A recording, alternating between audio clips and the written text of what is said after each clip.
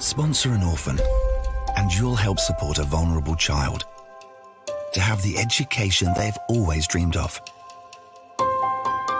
so they can build a brighter future. You'll be feeding a hungry stomach and a hungry mind with knowledge that will last them a lifetime. That's the power of an education. Sponsor an orphan now with Islamic Relief.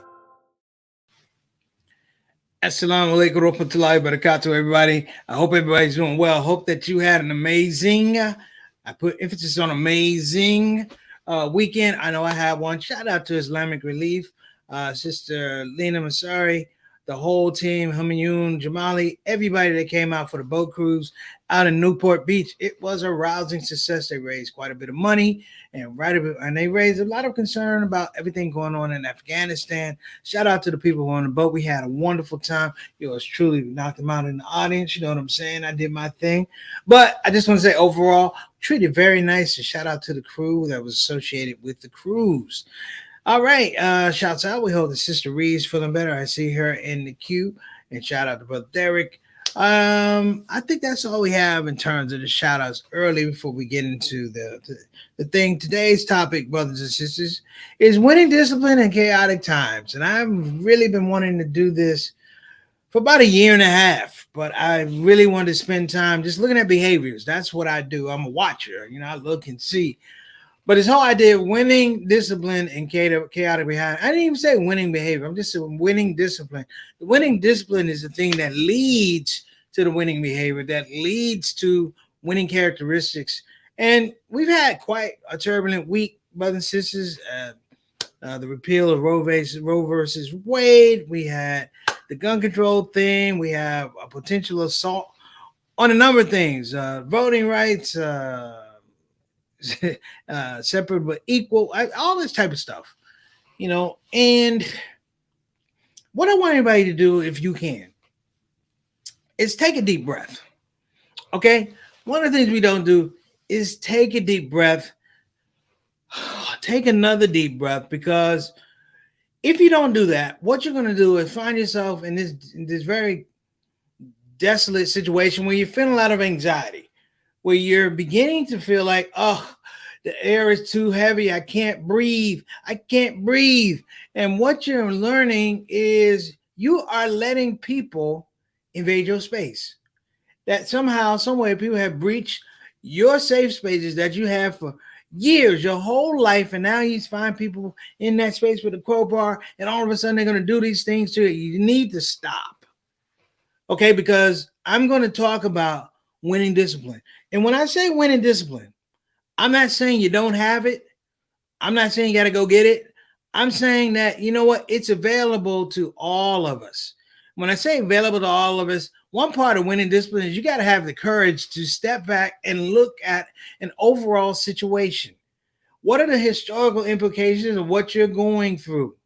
A lot of times people count on the fact that you don't read, that you don't look at history. That when they give something to you, it's almost like the remake of racist history, the remake of people trying to take away the vote, the remake. We hear remakes on TV. I heard one song and I was like, wait a minute, I know who that is. And this person sang the song and it was horrible and I was upset. But what I felt good about was that I knew that the person who made the original song had a different disposition, a different time, and it was a beautiful song. Whatever this person did, it was different. But it wasn't the quality, if you will, the quality of expression of the original. And what a lot of us have to remember is we still have blueprints and DNA connected to some of the original things that we're going through. So you can talk about Roe versus Wade, all these things, the wars, but in our communities, I'm talking African-American, Muslim, non-Muslim, in our communities, there is a DNA to deal with all of that. The problem is if you forget that the DNA is there, then when it comes time to show and prove, you got nothing to pull out the wallet. You got nothing to put up on the board. You have no billboard material that lets you know that you can't invade my space with that bull stuff. And being able to call out BS is part of winning discipline in chaotic times. What constitutes chaotic times, brothers and sisters? You got to talk about that. What constitutes chaotic times? What is it that makes you somehow get off of your space and into other people's spaces. There's a great video. I didn't put it up, but it's a brother, a fellow Marquette alum, talking to a man in Charleston, South Carolina, who had a Confederate flag, and he's waving the Confederate flag. And he asked this white man, do you think that connects to slavery? He said no. He said it connects to economy. And through this dialogue, and I'm going to show it maybe tomorrow, through this dialogue, this guy basically gets down to the fact that the black man tells him, well, the Civil War was about economy, but it was the free labor. The North wanted to tax the South on the money made from free labor. The South said no. And he had to be coerced into the fact that the free labor was actually black slaves. And he didn't even want to say slaves. He said, no. Those people were here because they wanted to be here. We treated them like family. Now, brothers and sisters, I'm not saying that white people who are racist on dope or crack or cocaine are good heroin. I'm not saying that. They might be, though. But what I'm saying is, what that man showed in the denial process is discipline. And what we have to show, brothers and sisters, is winning discipline. We're going to be talking about that. Tune in. Don't go anywhere. It's Preacher Moss on the Shout Out Show. Winning discipline in chaotic times. We'll be right back.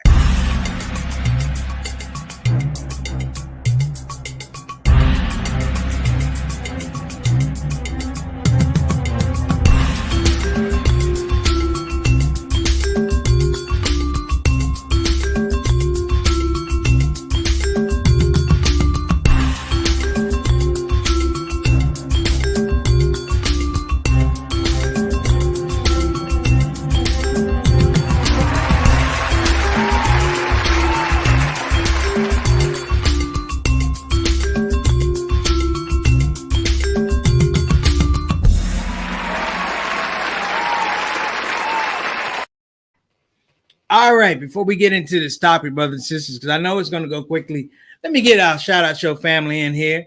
We got a lot of folks in here. We want to give a shout out. Mama San, what's going on? She says, hello, I saw his family. Looking forward to the topic. Winning discipline.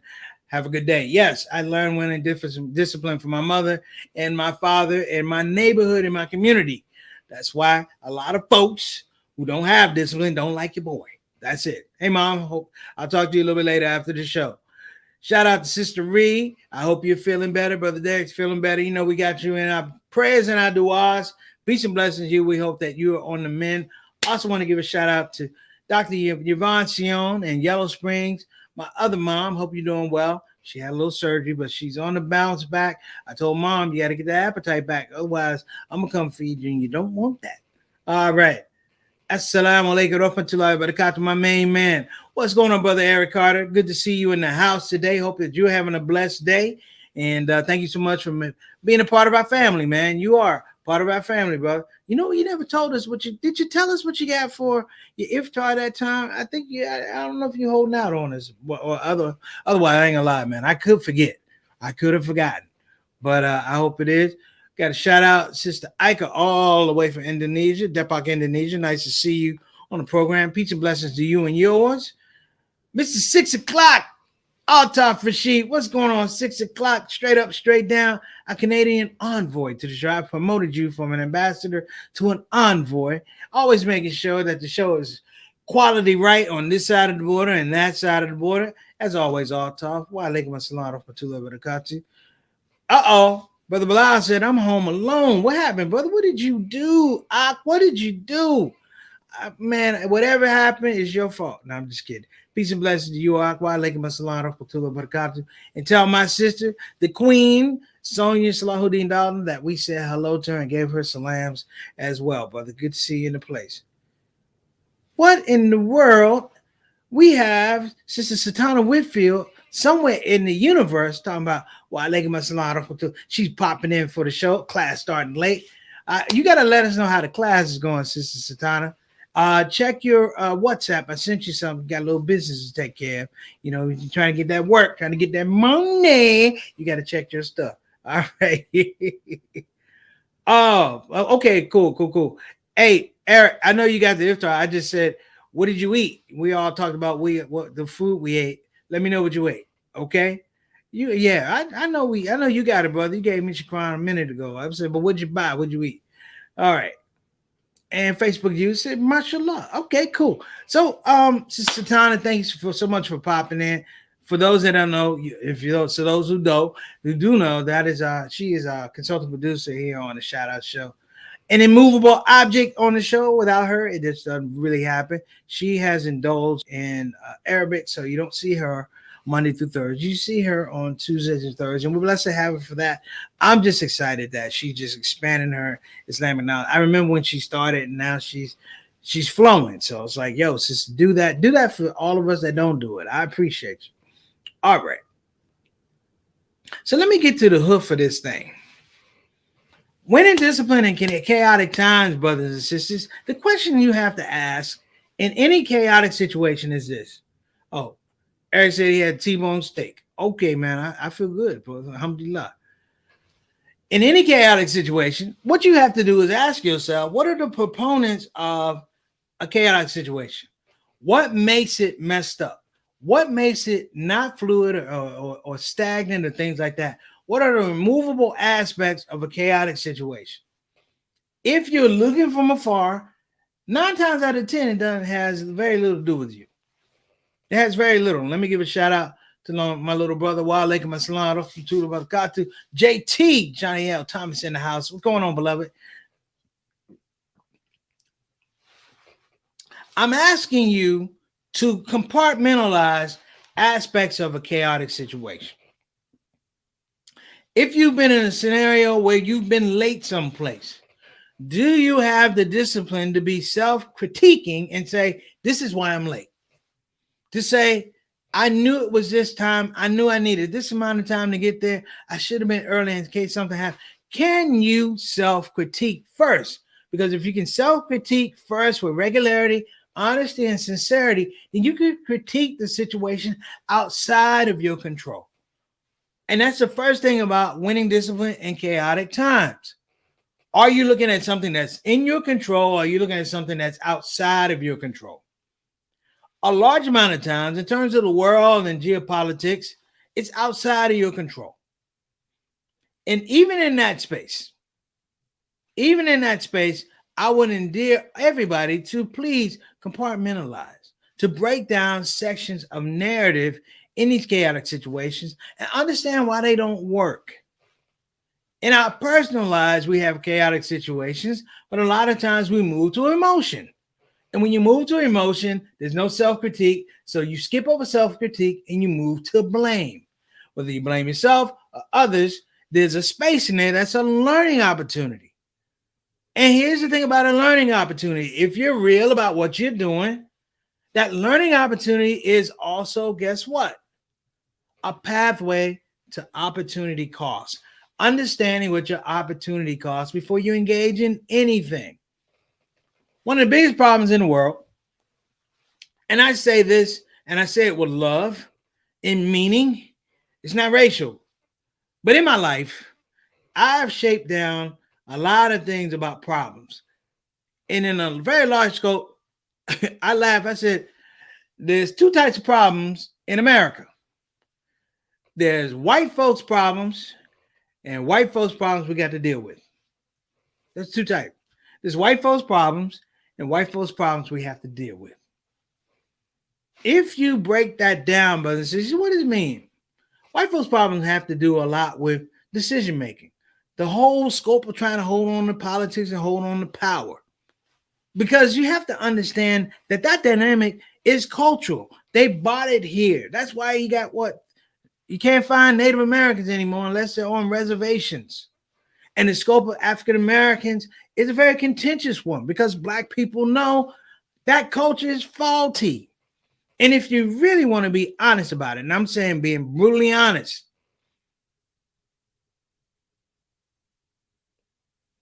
that culture is weak. That culture is weak. Going back to slave times, slavery, and your forefathers, your ancestors, the people who came here in chains and and chains and shackles, recognize a weak, broken people. And everyone knows that the only thing a weak, broken people can do is try to produce weak, broken people. If you're not weak, they'll make you weak. If you're not broken, they will break you. Because what you have now is a revisiting. You have a revisiting in some ways that people believe somehow, some way that we've forgotten. We've talked on the show a bunch of times about the textbooks and trying to change history and da da da. Just like this guy I told you in this on this Netflix special about racism, talking about black people were slaves because they wanted to be here. We treated them like family. Funny part was the black man said, "So if I slaved you, would you feel like family?" He said, "No," because that's my point. But winning discipline is this. Are you willing, one, to self-critique, a meaningful, sincere self-critique? And two, are you really going to weigh and balance the whole idea of opportunity cost? Because we don't have opportunity awareness. We have emotional reactions to things that are outside of our purview. There's some things that we can't handle. There was a great special many years ago. JT and I talked about it. They had two race groups get together. They had the skinheads get together, and they had the KKK get together. And the whole thing was they were trying to plan a rally together. And do you know these crackers couldn't get it together? All together. They sat around talking about unemployed. I'm like, ain't no black folks that y'all unemployed all at the same time. What am I saying? If you let these people have a fight, brothers and sisters, have the discipline to step out of the fight, guess what'll happen? They'll punch themselves in the face. We can't continue to perpetuate narrative from people who have bad narrative, believing in somehow that the Lord is going to give them a righteous understanding of equality and justice and well-being and compassion. Man, that's gone. Gone. I don't have disdain for white supremacy. I don't have disdain for white supremacy. But I tell you this, I don't have a fear of white supremacy because I've seen the cracks in that foundation. And if we spend more time on us, building our discipline, building our relationships, projecting the myths that rely on our own ethics, our own mores, our own culture, and has a historical, chronological chain of command about how brilliant we are, you won't be looking at the chaos. And the reason you won't be looking at the chaos is because you're not producing it. We don't go to chaos. When rich people make a lot of money, they don't go to poor people because they associate poor people in poverty with chaos. Not negligence or geopolitical oppression. They don't do that. When poor people deal with poverty, they don't run the rich people, they run the poor people. Because we feel like the chaos is shared. No. Just the whole idea that there's no nobility in the idea of the inner city. That somehow inner cities are rat traps and a bunch of gangs and stuff like that. Not understanding that one of our presidents came outside Chicago. Elijah Muhammad was in Southside Chicago. Mas Mariam, W.D. Muhammad. All of these things came out of spaces where people had winning discipline. And they spoke and they admitted the importance of winning discipline to their people. Therefore, you can find pockets of people within the African American community that don't deal with chaos on a regular basis. They are informed, one, but they create an atmosphere, an ecosystem. And if we can get the people who deal with chaos in our community to come into the classroom to understand that you don't have to deal with this, that if they're going to cut a jobs program and they're going to cut schools, we have precedent when we built schools. We have precedents when we built businesses. And it's not for us to worry. All right. So look, I'm going to take a break. We'll be back. Don't you move. We're talking about winning discipline in chaotic times. Preacher Moss.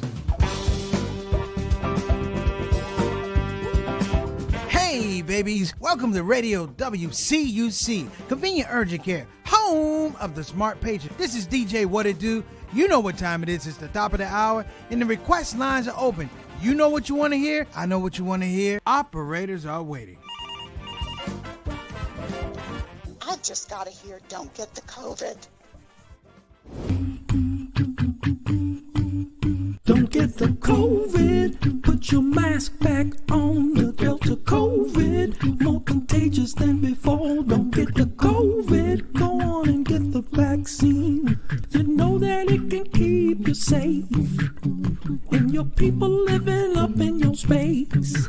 Don't get the COVID. You need to wash your hands. The Delta COVID is more deadly than before. Don't get the COVID. Go on and get your vaccine.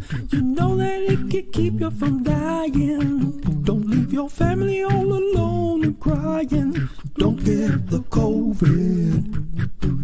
We invite you to join our fight against COVID and against misinformation. It's time to listen to the doctors and trust the science. When I think of people dying that don't have to die, it makes me sad.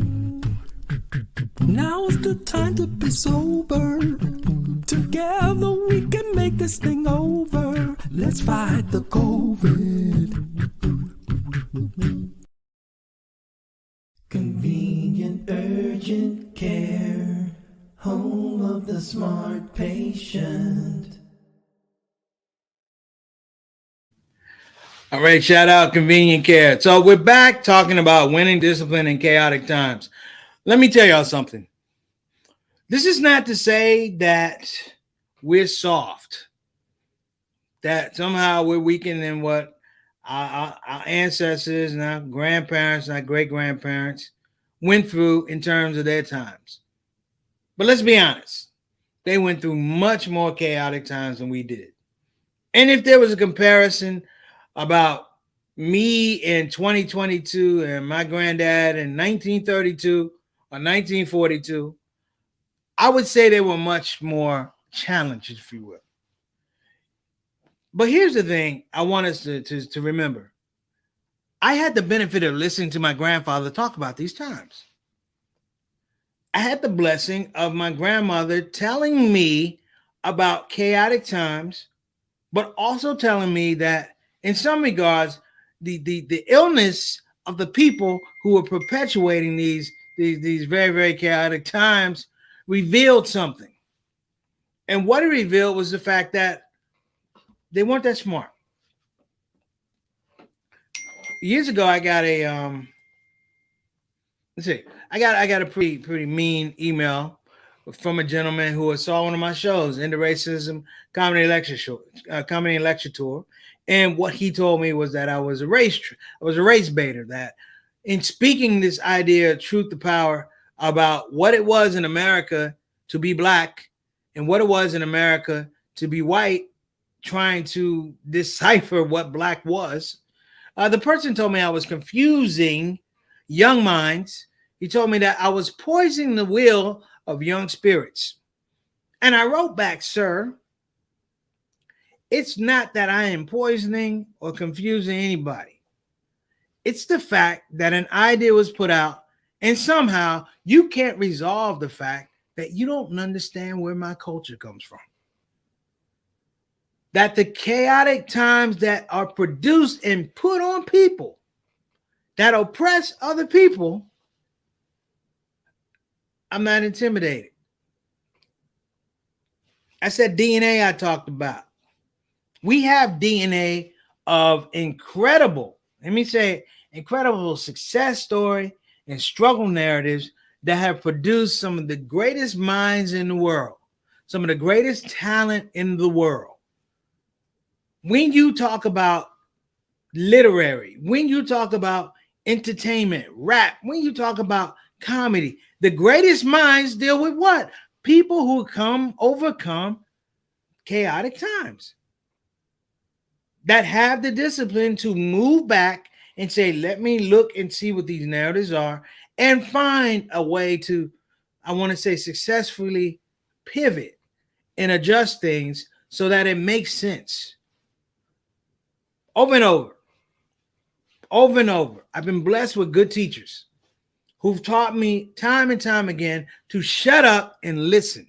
Here we go. Here's another part of winning discipline. Shut up. Don't nobody want to hear you. And hell, ain't nobody listening all the time. Shut up and listen to the chaos around you. Get your bearings about what people are saying. All the stuff that's happening right now in the news, if we shut up, it's been coming for years.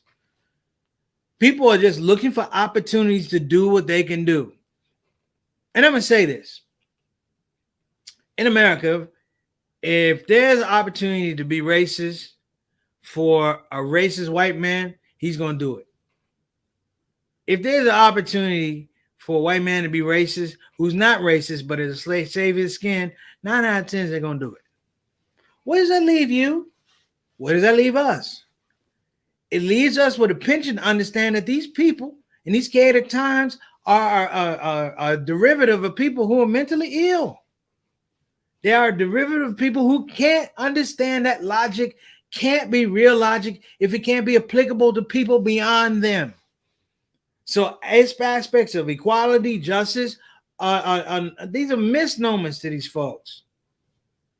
There are people who make money off of chaos. Disruption is a business.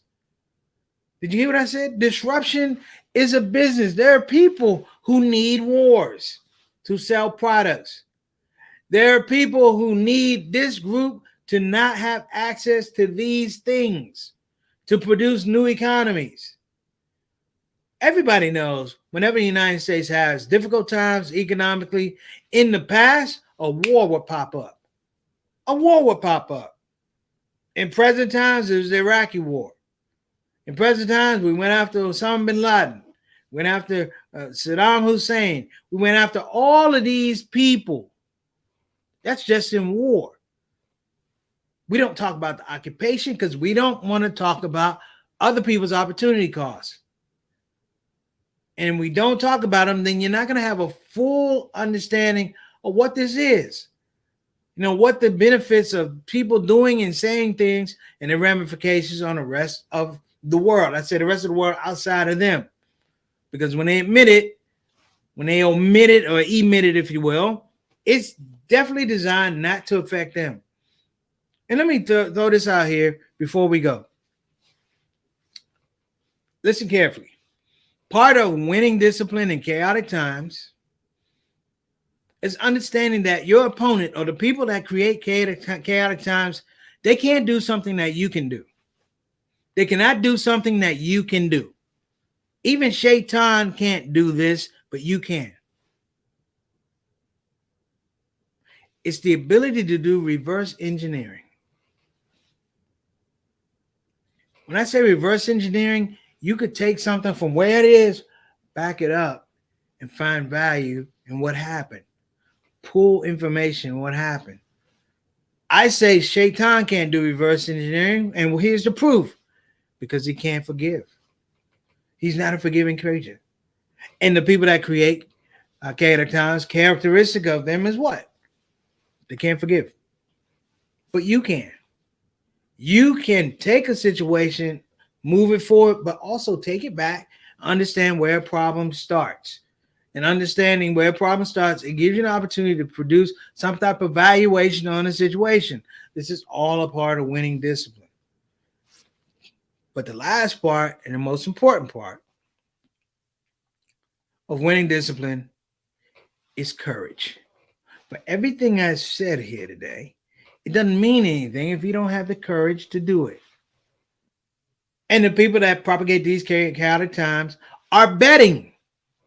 No, not even betting. They are investing large sums of money, millions and billions and trillions of dollars, that you won't have courage. That you won't stand up and do the things that I talked about. That we won't shut up and listen. That we won't do evaluation. That we won't reverse engineer on these. That we won't bring our intellectual capacity to make this thing, this whole scope, our communities, learning organizations to better deal with it. They don't do it. We don't. They're betting on it, but I'm gonna say we need to do that more importantly. And I'm gonna give a shout out. Thank you so much, Mom. So listen, I got to get out of here. You guys have been great. I don't want to be disrespectful of your time. So please have a wonderful day. And inshallah, I'll see you tomorrow. Shout out to Satana for poking her head into the shout out show. Assalamu alaikum wa rahmatullahi wa barakatuh. Winning discipline in chaotic times.